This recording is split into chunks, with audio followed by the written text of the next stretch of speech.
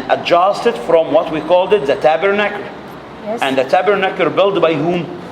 God. Moses, Moses. Yes, who was a Moses. prince of Yes, Egypt of and course. lived here for 40 So years. that took this basic format. Idea Yeah. and the design And then from here. altered it to the other holy If you just think for a minute and try to read in the book of Genesis and book of Exodus, I'm sorry, in the book of Exodus, what is the inscription of the ark? Yes. How the ark looks like, Yes. and think of it, and the tabernacle how it looks like, and try to apply it on the temple, it will be exactly the same. The ark, it is the coffin in the ancient Egyptian time, the sarcophagus in the ancient Egyptian time, same shape, and they have like two cherubims or cherubims, which is a creature with two spread wings to protect what inside it, and they got inside it the relics on the remains of the Ten Commandments tablets and the staff of Moses. All those things, the staff of Moses, it is a scepter in the hand of the king. The Ten Commandments tablets, it is the law in the hand of the king, which is represented by his stamp. And God would Saying have it's like- spoken to Moses in a language he understood, in a way that he understood. It would be no good, I guess, That is asking taking God- us to a very critical situation. What is the language God spoke to Moses with? Moses in that time, he speaks two different languages. As in- One language, it is the hieroglyphic language because he spent 40 years here. And the second language, it is the language of the land of Midian, where he spent 40 years with his wife, the daughter of Jethro. Yes. So which language God spoke to I him actually mean with? it more literal than that. I should say God spoke to him in a way that he could understand. That's it. In a way, yes. It's no good saying me walking up to Lindley, for instance, and telling her that I want her to do something that she has absolutely no concept of what I'm talking about. So she would have to have some idea of what I'm talking about. So God would have given direction to Moses in a way that Moses could understand what That the is fair. instruction was. That's a way to read it and understand it. There is another way as, let us say, I don't know how is your life looks like, okay? And I just give you an order. I would like you to build for me a house. And I didn't say how's the house looks like. I just give you the measurement. Yeah. I would like you to build a house 10 feet long by 10 feet wide.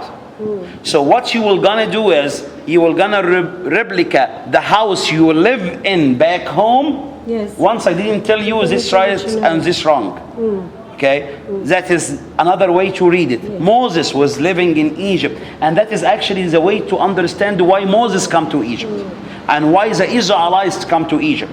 Did God sending them to be slaves in Egypt? He has a great plan for his people. But they came to Egypt because Moses would like to get the access of making those things. Moses will be a great builder. Solomon will be a great builder, building the temple of God. If we imagine that the Israelites never come to Egypt and they stay where they are in the land of Canaan all their life, they were Bedouin, nomadic, living in tents, right?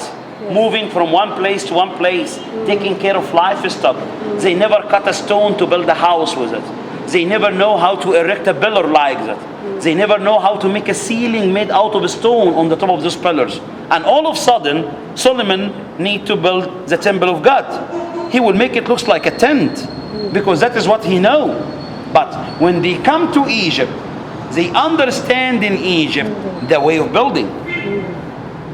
And that's why in the book of Hebrew we understand the story because it gives us the whole story of Moses from the beginning. And then God says in the book of Hebrew, Moses got all the wisdom of the Egyptian. That's it. And then Moses transferred it from one generation to one generation until Solomon used it to build the temple of God. So if Moses didn't come to Egypt, or Israel or Jacob didn't come to Egypt, if Joseph didn't come to Egypt, no way that Solomon will build the temple. Right? That's first. Second way to understand the story, why Moses became a slave. Why the Israelites became a slave? Because if they are a foreigner in a country, they will work in a low job. They were working as shepherd, taking care of livestock. So they will never know how to cut the stones. They will never know how to melt it gold. You remember by the mountain of God. When Moses climbed the mountain to receive the Ten Commandments, they gather the jewelry and they know how to make goldsmiths they made a to make the golden silver, calf, yes. right? From where they know something like that? If they were shepherds, taking care of livestock. Some of them were inside the temples. Some of them were working here.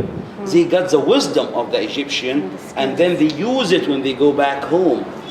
It's training, school for them, or a training course for them, because one day they will become the nation of God. To be the nation of God, they need to be builders, building civilization, things to survive. It is the only one called the temple of God. And God call us, tell us this name in His scripture. So the temple of God would be perfect. The temple of God will be in the best design ever exists, supposed to be. So if they were nomadic people, no way that they could build a temple like that. Something else. If they were in Egypt, normal free people, they will be farmers, or they will be most probably shepherds, taking care of the livestock.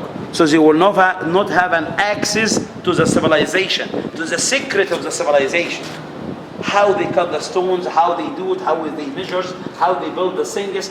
Those are classified information. Not everyone has the access to do that. Even the Egyptians themselves, when the Egyptians participated in building the pyramid, they were cutting the stones, pushing the stones, but they didn't build the pyramid. Not all the people participate in building the pyramid. It's a privilege for the people who are very good handcrafts people and you're real builders, engineers, know how to do these things.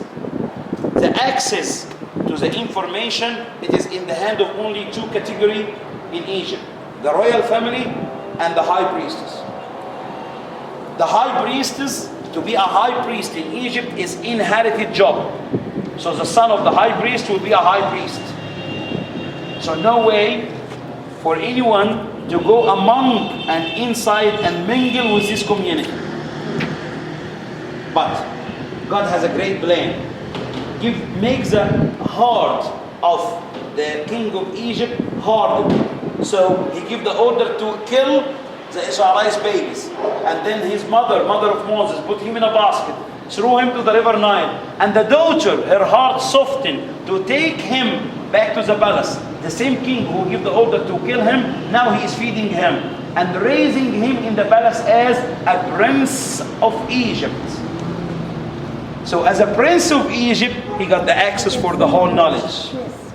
And that's why what we say today about the temple, we say that he could be Senenmut, who is a great engineer, who designed the temple of his mother or adopting mother Hatshepsut.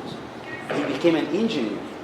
He got the access of this civilization, of this knowledge. And that is why God saying in the book of Hebrew, Moses got the wisdom of the Egyptians. So if we would like to judge, we can judge the Pharaoh. If we are able to judge, let us judge the God who hardened the heart of the Pharaoh. No way to judge a God. So it is actually a plan, a design. But we don't know because we see only one piece of the puzzle. When the puzzle ended, now we could understand it. It's the same with our lives. We don't know what things Every happen single and day we in our don't lives it looks like it.